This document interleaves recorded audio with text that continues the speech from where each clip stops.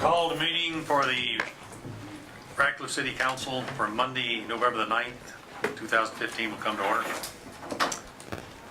City Clerk, would you call the roll? Barbara Baker. Here. Stan Holmes. Present. Edward Palmer. Here. Terry Short. Here. Kim Thompson. Here. Chris Yates. Here.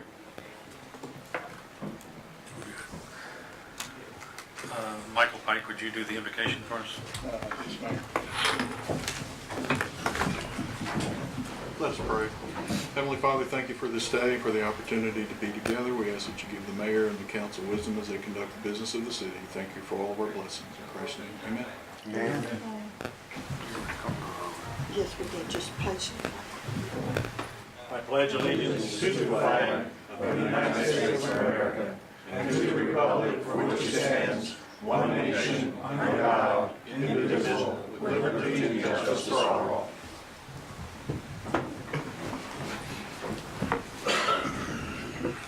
The first item of new business, I recognize Councilman Holmes, who has agreed to sponsor a reading of an ordinance approving bond financing. I sponsor. Thank you, Mr. Holmes. This is an ordinance of the City Council of the City of Radcliffe, Kentucky, approving a lease with Fifth Third Bank for the refinancing of multiple public projects, providing for the payment and security of the lease, and deposits to a sinking fund as security for the lease, authorizing the execution of various documents related to such lease, and making certain designations regarding such lease. Whereas the City of Radcliffe, Kentucky, hereinafter the city, a municipal corporation and political subdivision of the Commonwealth of Kentucky, the Commonwealth, heretofore entered into a lease agreement dated as of July 9, 2002, the prior lease with the Kentucky League of Cities Funding Trust, the prior lessor. The proceeds of which were used to, 1, currently refund a lease agreement dated as of June 2, 1992 between the Kentucky Municipal Finance Corporation and the city, the proceeds of which in turn were used to finance the construction of a building in the Radcliffe Industrial Park, the 1992 project, and B, a lease agreement dated as of July 30, 2001 between the Kentucky League of Cities Funding Trust and the lessee, the proceeds of which in turn were used to finance the acquisition and installation of a digital mapping system, a shower and bathroom facility, playground equipment, a skate wave park, firefighting equipment, emergency warning sirens, administration building renovations, police department building improvements, computer equipment and computer system upgrades, 18 police vehicles and computer software for law enforcement, collectively the 2001 project, and together with the 1992 project, the original project. And 2, the acquisition, construction, and installation of fire stations and various real property improvements, as well as assorted public works vehicles, police vehicles, and radio equipment, collectively the 2002 project, and together with the original projects, the project. And whereas the City Council of the City, called the governing body, has heretofore determined to currently refund the prior lease in order to achieve interest cost savings, and whereas the governing body has followed the procedures prescribed by law for the current refunding of the prior lease, and whereas the city desires to refinance the project through a lease agreement called the lease with Fifth Third Bank, the lessors, pursuant to section 65.940 et sec of the Kentucky Revised Statutes, the Act. Now therefore be it ordained by the City Council of the City of Radcliffe, Kentucky as follows. Section 1, recitals and authorization. The city hereby approves the lease agreement, called the lease, and all collateral documents as defined in the lease, each in substantially the form presented to this governing body. It is hereby found and determined that the project identified in the lease is public property to be used for public purposes. It is further determined that it is necessary and desirable and in the best interest of the city to enter into the lease for the purposes therein specified, and the execution and delivery of the lease, and all representations, certifications, and other matters contained in the closing memorandum with respect to the lease, or as may be required by Peck, Schaefer, and Williams, LLP as bond counsel prior to delivery of the lease, are hereby approved, ratified, and confirmed. The mayor and clerk of the city are hereby authorized to execute the lease together with such other agreements or certifications which may be necessary to accomplish the transaction contemplated by the lease. Section 2, General Obligation Pledge. Pursuant to the Constitution of the Commonwealth and Chapter 66 of the Kentucky Revised Statutes as amended, called the General Obligation Statutes, the obligation of the city created by the lease shall be a full general obligation of the city, and for the prompt payment of the lease payments, the full faith, credit, and revenue of the city are hereby pledged for the prompt payment thereof. During the period the lease is outstanding, there shall be, and there hereby is levied on all the taxable property in the city, in addition to all other taxes, but within applicable limitations, a direct tax annually in an amount sufficient to pay the lease payments when and as due. It being hereby found and determined that current tax rates are within all applicable limitations.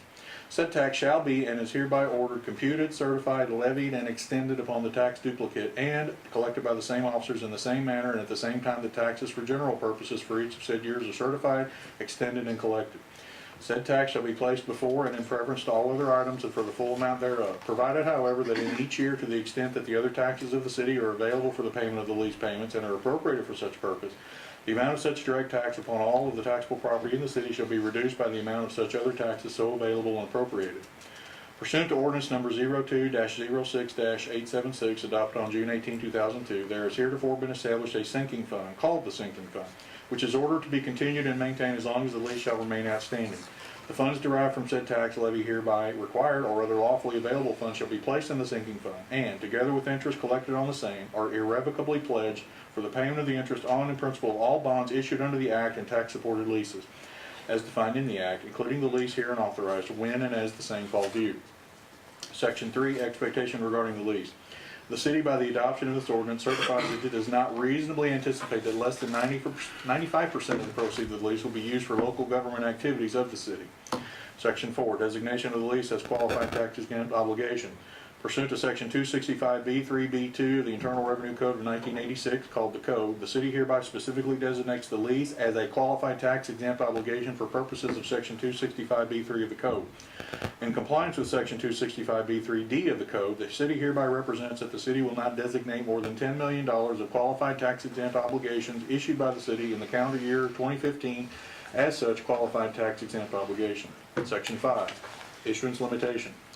In compliance with the requirements of Section 265B3C of the Code, the city hereby represents that the city, including all subordinate entities of the city within the meaning of Section 265B3E of the Code, reasonably anticipates that it will not issue in the calendar year 2015 qualified tax exempt obligations in an amount greater than $10 million.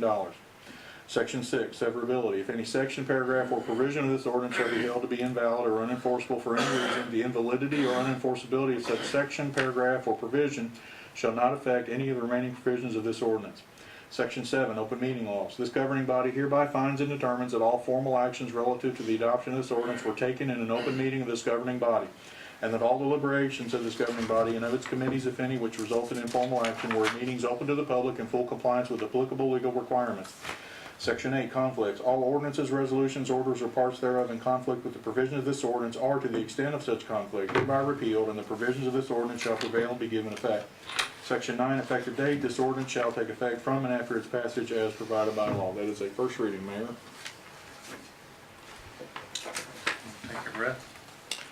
I'm okay. You okay? I've read worse. Okay, if you look above new business, I had intended to recognize a guest here tonight. He's a guest from Vietnam, and the reason I wanted to do that is because on the eve of the 61st anniversary of Veterans Day, I thought we ought to recognize and honor someone. And the story on this particular guy is very interesting, and I understand why he's not here today, because he's probably physically not able to come. Last year, when Darlita Smith was reviewing her father's war record, she found 2 recommendations for awards. One was for a Bronze Star for Valor, and the other was for the Silver Star. And both of those actions happened in January of 1968 during the Tet Offensive. He was so severely wounded that he was evacuated, and sometimes when that happens, decorations and awards are lost. When she found these, she sent them back through the Department of the Army and got one of them approved. So the Bronze Star for Valor was signed by the Secretary of the Army on July the 21st, 2015, and awarded at Fort Knox on October the 30th, 2015, 47 years after his heroic action. And on the eve of Veterans Day, I thought it would just be nice to do something like that. And I won't read you the whole citation, but I'll read part of it. It says, "The United States of America, to all who shall see these presents, greetings. This is to certify that the President of the United States of America, authorized by Executive Order 24, August 1962, has awarded the Bronze Star Medal for Valor to Platoon Sergeant Vernon R. Rose, United States Army, for heroism in connection with military operations against a hostile force on the 22nd of January 1968. And I think it's just an appropriate way to recognize that tomorrow is the 61st anniversary of Veterans Day. And if you can pull a veteran like this out and recognize him, I just think it's the right thing to do.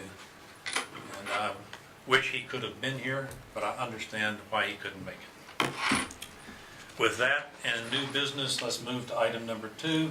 And I need a motion for closed session, and I recognize Councilman Holmes. May I make a motion, we go into closed session? Second. And I have a second. Takes a voice vote of 51%. All in favor? Aye. And let the record reflect that's done pursuant to KRS 61.810 F and G, personnel and business development, please. Correct, Mr. Holmes? Yes, sir, thank you. Okay, we're ready to go into closed session. I didn't hear anybody. You didn't ask. Huh? You didn't Anybody ask. opposed? Motion carries. No action was taken during closed session.